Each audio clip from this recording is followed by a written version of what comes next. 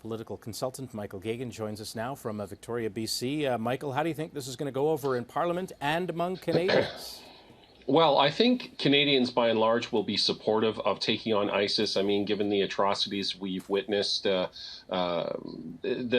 in terms of expansion, they're looking at potentially going into Syria, going after ISIS in Syria, and in terms of extension, obviously going beyond the original timelines where things were going to wrap up in a matter of months.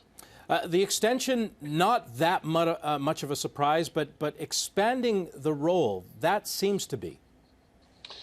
Well, yeah, and I think it's a pretty clear-cut situation. You have CF-18 fighter bombers doing airstrikes within Iraq. ISIS, of course, operates both out of Syria and Iraq, and it's frustrating that they can see where these militants are and can't target them because they're in Syria. I think the Canadian government will be looking to change things around so that they can go after them. Speaking of changing things around with the Liberal Party now, 2 MPs, boom, you're out, you're gone. How do you think the party has handled this?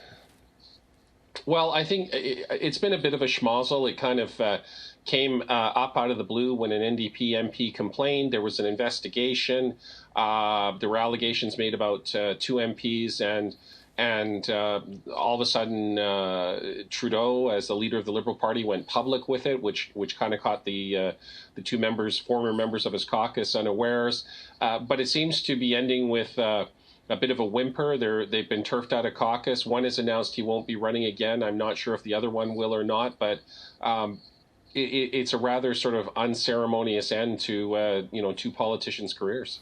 For Justin Trudeau, does this help him portray an image of a leader who is strong and decisive? In some ways, yes, it does. In that these allegations were made, and he did deal with them decisively. Whether or not the process was fair or transparent, probably not. But at the same time, I would say it's dealt with, and it was dealt with fairly decisively.